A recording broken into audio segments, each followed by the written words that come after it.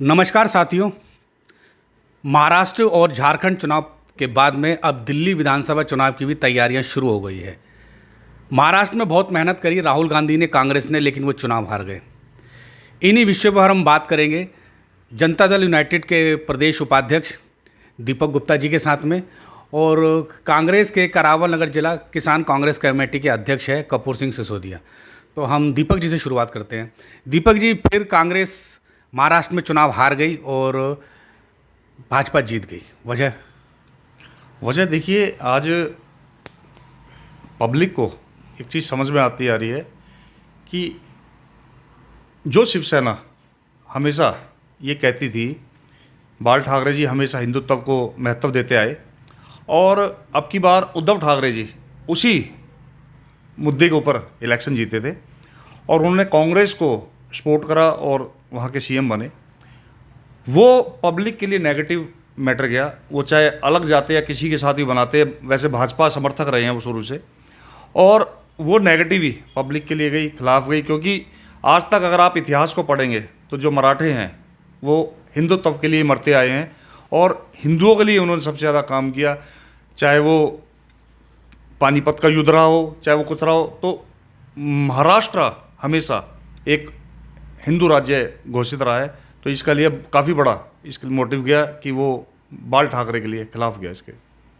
कपूर जी, यही सवाल मेरा आपसे है कि राहुल गांधी फिर एक बार महाराष्ट्र में चुनाव हार गए। देखिए संघर्ष जी, मैं आपके चैनल के माध्यम से ये कहना चाहता हूँ कि चुनाव हम हारे हैं, लेकिन कमियां हिंदुत्व को लेके नहीं है। अगर अभी हाल ही में लोकसभा चुनाव हुए हैं, अगर यही चीज़ होती तो हम लोग वहाँ पे इतनी सीटें नहीं जीत पाते। देश के अंदर 303 सीटें जीतने वाली भाजपा आज 145 पर क्यों बैकफुट पे आई? देखिए, देश कहीं ना कहीं हिंदुत्व को लेके या लोग हिंदू मुस्लिम को लेके नहीं, राहुल गांधी जी जाते हैं देश में भारत जोड़ो यात्रा अब चली है, पूरे राज्य हर राज्यों में पहुँचे हैं राहुल गांधी जी। जनता ने उनको फेस किया है, जनता ने उन्हें बिल्कुल एक्सेप्ट किया है, जनता ने उनकी बात सुनी है। कहीं ना कहीं जनता की आवाज़ देश में उठा रहे राहुल गांधी जी। राहुल गांधी की जनसभा इतनी हुई, वहाँ पे कम से कम 40 जनसभाएं मोदी जी की हुई है, योगी जी की हुई है, इनकी हुई है। कांग्रेस ने वहाँ चुनाव क्या है, हमारा चुनाव है जो वो शरद पवार और महाविकास अघाड़ी के अकॉर्डिंग में लड़ा गया है चुनाव। अगर सीधे टक्कर में अगर चुनाव लड़ा जाए, जहाँ पे भी अगर बीजेपी और कांग्रेस आमने सामने लड़ती है, देखना अगर देश में चुनाव का अलग ही परिणाम होगा। आमने सामने बीजेपी को पटक नहीं देगी कांग्रेस। तो दीपक जी, बटोगे तो कटोगे, ये नारा चल गया क्या मोदी जी का? देखिए, ये हमारे योगी जी ने नारा दिया था, हमारे मोदी जी ने दिया था, एक हैं तो सेफ हैं। ये नारा ये था कि एक है तो सेफ है, ये मोदी जी का था, और कटोगे तो बटोगे, बटोगे तो कटोगे, ये हमारे योगी जी का था।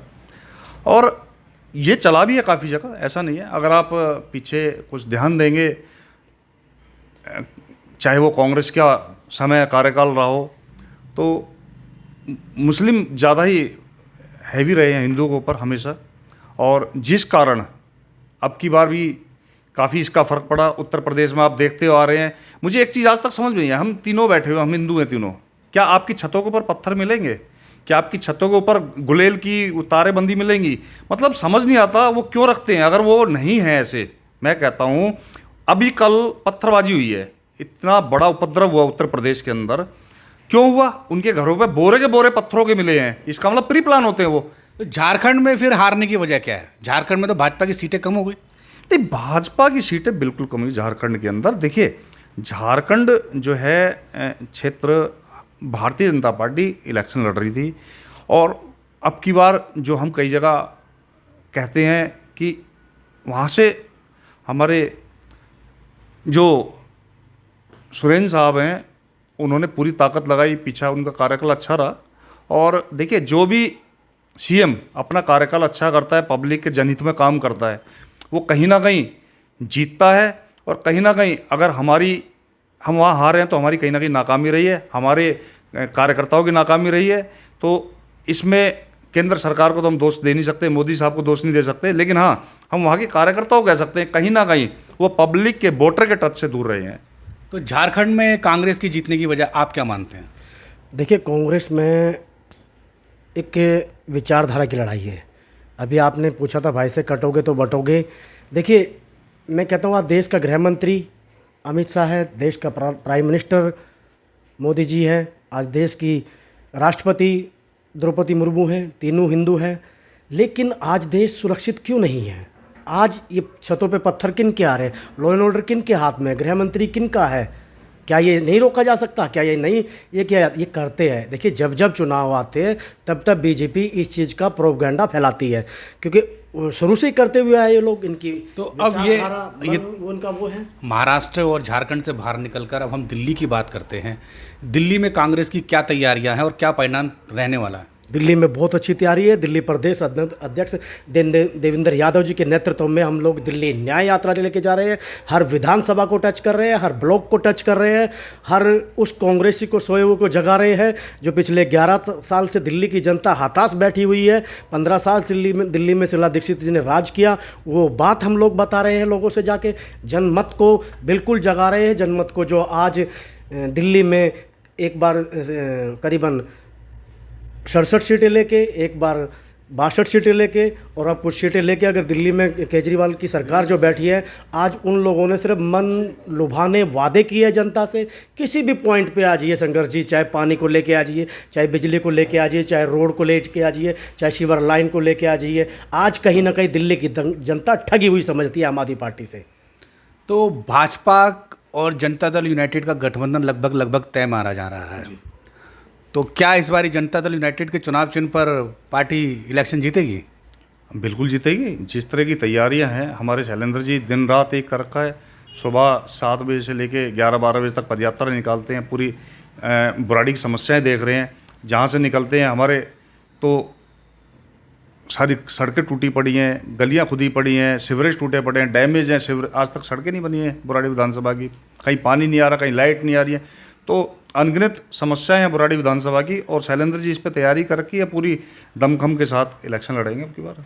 3 बार यहाँ पर संजीव झा भारी मतों से जीते, तो ऐसी स्थिति में उनको हराना आसान तो नहीं होगा? ऐसे में तो अगर कहा जाए तो हम दिल्ली के अंदर भारतीय जनता पार्टी 8 सीटें जीती हुई है, 62 सीटें हारे हुए हैं। तो क्या नेता नहीं थे वहाँ पे? जमानतें जब्त हुई हैं नेताओं की। ये एक हवा होती है, आंधी होती है, कभी भी कोई भी आया था कई बार। लेकिन ज़मीनी स्तर पर जो आदमी काम कर रहा है, आज ज़मीनी स्तर पर काम कर रहे हैं, पब्लिक के टच में जा रहे हैं, उनकी दिल की आवाज़ को सुन रहे हैं। आप गठबंधन की बात कह रहे हो, लेकिन मैदान में तो ऐसा कुछ दिख नहीं रहा है। भाजपा और जनता दल यूनाइटेड के नेताओं में काफ़ी दूरी दिख रही है। देखिए, दूरी नहीं है, और इसको अगर आप दूसरे एंगल से देखेंगे, आज कहीं भी कोई पार्टी का कार्यकर्ता, भारतीय जनता पार्टी का कार्यकर्ता काम कर रहा है, वो 5 साल कार्य करता है, उसके बाद अचानक दूसरी पार्टी से गठबंधन में इलेक्शन लड़ा जाता है, तो वहाँ का कार्यकर्ता खुश थोड़ी होता है। वो मजबूरी रहती है उनकी इस चीज़ को लेके, वो खुश। तो मैं आपकी बात पूरी कर रहा हूँ, वो मजबूरी होती है उस चीज़ को लेके कि भाई उनके साथ लगना है। क्यों? ये केंद्र सरकार का, हमारे जो संगठन है उसका आदेश होता है कि इसके साथ आपको काम करना है, तो कार्यकर्ता फिर दिल से काम करता है। लेकिन यही चीज़ हम अगर दूसरी जगह देखें, कहीं जहाँ भी गठबंधन होता है, तो दूसरी सीट के ऊपर अब जेडीयू से, जहाँ जेडीयू के कार्यकर्ताओं में भारतीय जनता पार्टी लड़ेगी इलेक्शन, तो वहाँ भी ये समस्या होती है। तो ये जो केंद्र सरकार, आज जो हमारे मोदी जी बैठे हुए हैं, जो हमारे उच्च स्तरीय नेता हैं, ये जो डिसीजन लेंगे, जो आला कमान डिसीजन लेगी, वो सर्वप्रिय माना जाता है। जैसे कि दीपक जी बता रहे हैं कि जनता दल यूनाइटेड यहाँ से इलेक्शन लड़ेगी शैलेंद्र कुमार, लेकिन शैलेंद्र कुमार ने पिछली बार भी इलेक्शन लड़ा था और बुरी तरह से हार गए थे, और अब तो वो बिल्कुल ठीक इलेक्शन से पहले आए हैं। तो क्या जनता उन्हें कैसे स्वीकार करेगी, लगता है आपको? बिल्कुल सही बात है आपकी, क्योंकि वो बीच में 5 साल थे ही नहीं। वो एक पोस्टर बॉय की तरह गायब हो गए थे अपने क्षेत्र से। देखिए शंकर जी, मैं आपके चैनल के माध्यम से फिर बताना चाहता हूं कि दिल्ली में हम लोग त्रिकोणीय मुकाबले में आ रहे हैं, क्योंकि दिल्ली में अगर हम लोग कांग्रेस चुनाव लड़ती तो कहीं ना कहीं हम लोग, बीजेपी से कोई टक्कर नहीं है, बीजेपी को हम लोग गिनती में कभी नहीं लेके आते, क्योंकि सीधे सीधे चुनाव में हम लोग बीजेपी को हमेशा बैकफुट पर ला कर खड़ा कर देंगे। हमारा अगर ध्रुवीकरण कोई करता है तो वो क्षेत्रीय पार्टियाँ आके ध्रुवीकरण करती है, बस उससे हम लोगों को अपना वोट कैसे वापस लेके आ पाते हैं। दिल्ली के अंदर हम त्रिकोणीय मुकाबले के अंदर आ रहे हैं, हम आम आदमी पार्टी को बहुत अच्छे उससे हराने जा रहे हैं, क्योंकि दिल्ली की जनता इन 11-12 सालों में बिल्कुल हताश है, बैकफुट पे बैठी हुई है। किसी भी इवेंट पे ले लीजिए, हर सवाल पे आम आदमी पार्टी बिल्कुल बैकफुट पे बैठी है। ना तो ये राशन कार्ड बना के दे पाई पिछले 11 साल में, बुजुर्गों की पेंशन नहीं बंधी है, लोगों को राशन कार्ड नहीं बने हैं नए, लोगों को अगर क्षेत्र में अगर कोई भी जन सुविधाएं होती है, चाहे स्कूलों को लगा लीजिए, पिछले 15 साल के, इस 11 साल के शासनकाल से पहले यहाँ पे दिल्ली में अपने जितने भी स्कूल बनाए थे शीला दीक्षित जी ने बनाए थे। हमारे यहीं हाल ही में बुराड़ी के अंदर 16 स्कूल श्री भूतपूर्व जिले सिंह चौहान जी की देन है। उनके अलावा आज तक एक नया स्कूल नहीं बना यहाँ पे। कपूर जी, 11 साल से यहाँ पर विधायक जो है आम आदमी पार्टी की है और सांसद भारतीय जनता पार्टी के है, उन्होंने यहाँ पे कितना काम किया है? देखिए, सांसद ने तो माफ़ करना, वो तो नज़र ही नहीं आते। किसी को अगर भाजपा के किसी लीडर को कोई प्रोग्राम भी करना है तो माफ़ करना, उसमें भी नहीं आते हैं वो। दूसरी बात, विकास तो बहुत दूर की बात है, उनसे तो विकास की गिनती, सुनवात या गुरुहार भी नहीं कर सकते हम लोग। हाँ, विधायक थोड़े बहुत खाना पूर्ति करता है अपने क्षेत्र में, लेकिन चारों तरफ इन्होंने भी खोद के डाल रखा है। आज बहुत सारी चीज़ें है, जनता बहुत हताश है बुराड़ी विधानसभा की, स्कूलों को लेके, चौपालों को लेके।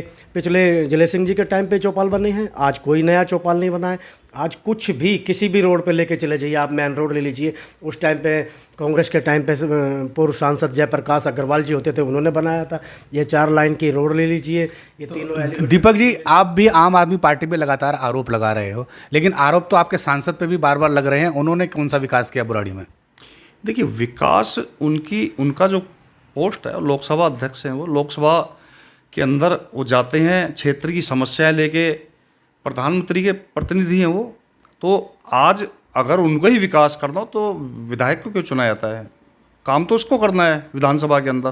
वो देखते हैं बड़े जितने भी फंड रिलीफ होते हैं वहीं से होते हैं, वो आगे बोलते हैं। काउंसलर काम क्या करता है? झाड़ू का, सफाई का। विधायक का काम क्या है? विधायक सड़कें बनाता है, स्कूल बनाता है।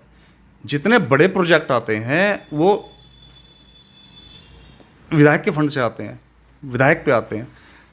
लोग सांसद को भी प्रत्येक साल 5 करोड़ रुपए का बजट मिलता है और एरिया को डेवलप करने के लिए तो मिलता है। या फिर मेरा दूसरा सवाल ये है कि आप सांसद जी के बुराड़ी में किए हुए विकास कार्य गिनवाइए।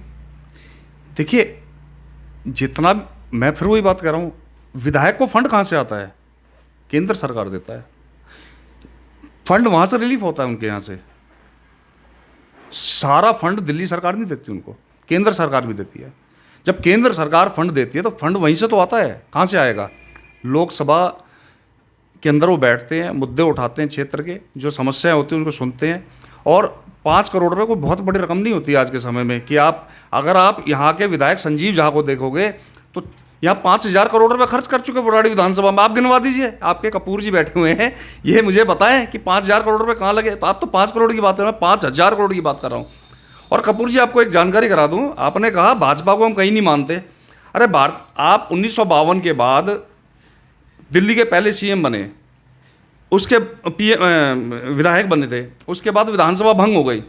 पहली 1997 में जो दिल्ली के अंदर सीएम बनी, कौन थी आपको पता है?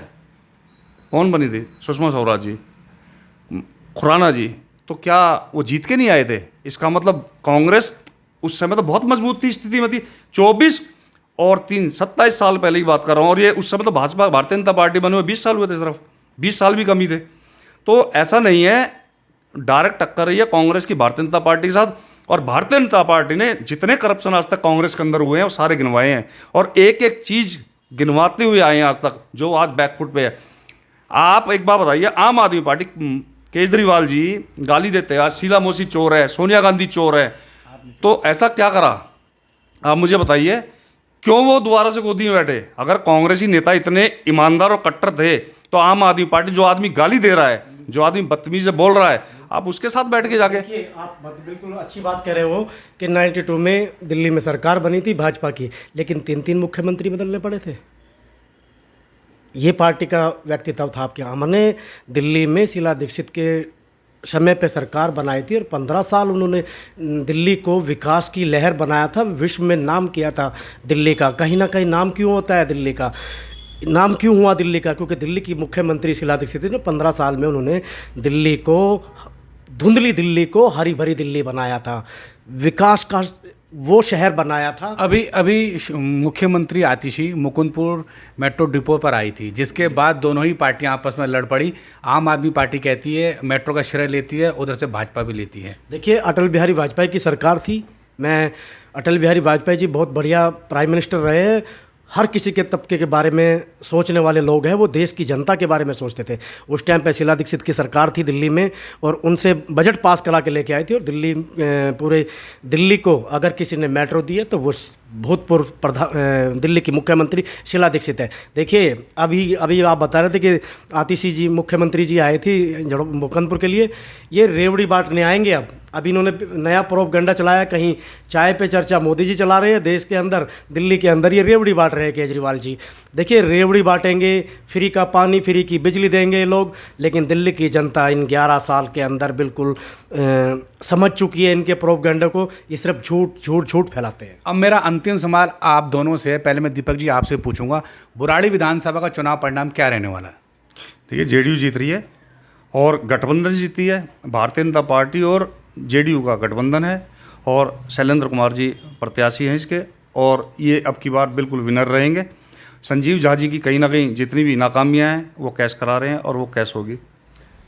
देखिए शंकर जी, मैं तो इतना बड़ा आदमी नहीं हूँ जो मैं बता दूँगा कि दिल्ली के अंदर और बुराड़ी के अंदर किसकी जीत हो रही है, लेकिन कहीं ना कहीं हम लोग कांग्रेस के पक्ष में परिणाम लेके आएंगे। मंगेश जी हमारे यहाँ से और आदेश जी दोनों टिकट मांग रहे हैं।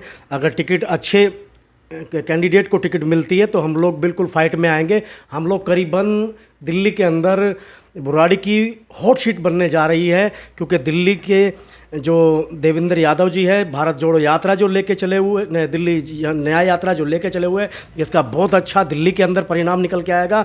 और हमारे यहाँ से कांग्रेस का जो कैंडिडेट होगा वो कहीं ना कहीं आम आदमी पार्टी के अंदर ज़रूर सेंध लगाएगा, और दिल्ली में हम अपनी सरकार बनाने जा रहे हैं कांग्रेस की फिर से। तो दर्शकों, आपने देखा कि आगामी विधानसभा चुनाव में जनता दल यूनाइटेड भी अपनी जीत का दावा कर रही है और कांग्रेस भी अपनी जीत का दावा कर रही है, लेकिन दोनों एक बात पर सहमत है कि बुराड़ी विधानसभा क्षेत्र से पिछले 11 वर्षों से राज कर रहे आम आदमी पार्टी के विधायक संजीव झा ने बुराड़ी में कोई विकास नहीं किया है। धन्यवाद।